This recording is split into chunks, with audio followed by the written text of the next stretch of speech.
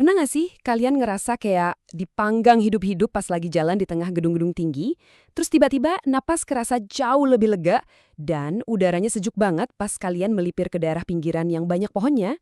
Nah, kalian tuh nggak lagi halusinasi. Yang kalian rasain itu adalah krisis iklim perkotaan secara langsung. Hari ini kita bakal bongkar tuntas fenomena ini. Sebagai landasan pembahasan kita hari ini adalah materi perkuliahan mitigasi bencana dan adaptasi perubahan iklim dari Program Studi Perencanaan Wilayah dan Kota Universitas Islam Bandung dengan materi Urban Heat Island. Peta jalan kita hari ini cukup padat tapi seru. Kita mulai dari konsep bencana, pengantar Urban Heat Island, terus kita bahas penyebab dan faktor intensitas, dampaknya, strategi mitigasi, dan ditutup dengan kesimpulan. Let's go! Kita masuk ke bagian pertama. Konsep bencana lebih dari sekedar alam. Seringkali kan kalau dengar kata bencana yang kebayang langsung gempa bumi atau badai ekstrim, ya kan? Padahal secara akademis bencana itu adalah sebuah konvergensi. Ibaratnya ada pertemuan antara kekuatan bahaya alam atau non-alam dengan kerentanan kita sebagai manusia.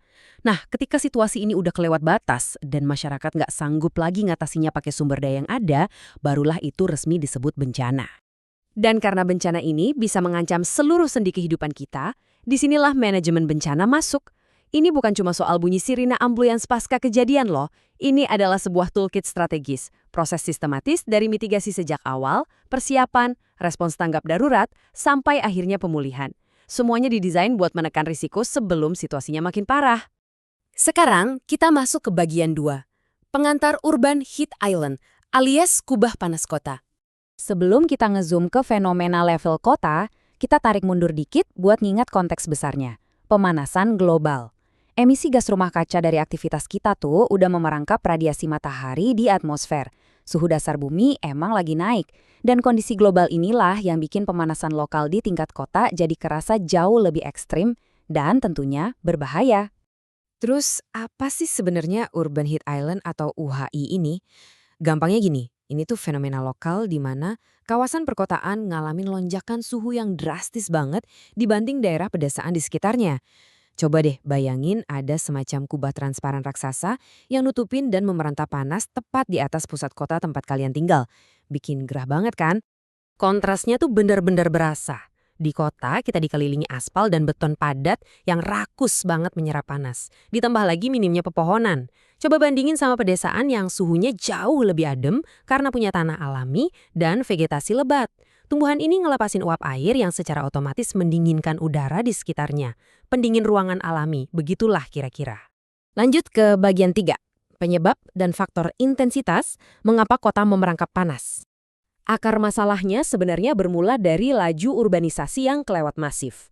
Transformasi lahan gede-gedean udah mengubah area hijau pembawa kesejukan jadi hamparan bangunan padat.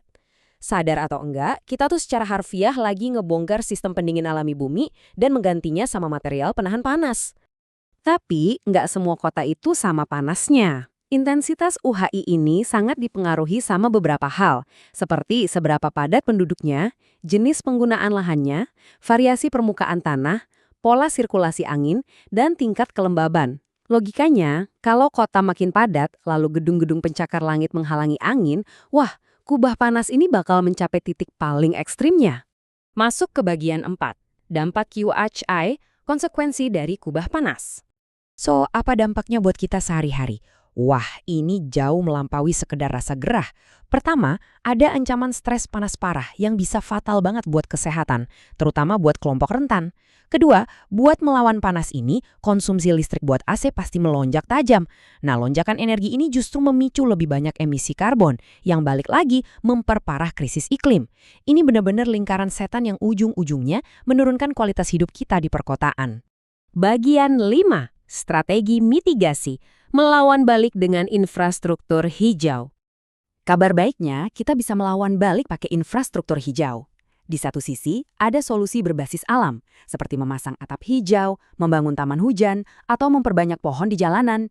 Ini berfungsi mendinginkan udara secara alami, sekaligus melindungi keanekaragaman hayati. Di sisi lain, kita butuh perencanaan kota yang cerdas. Kita harus mengurangi ekspansi kota yang serampangan dan menata ruang agar sirkulasi angin gak terblokir, sehingga suhu permukaan bisa turun.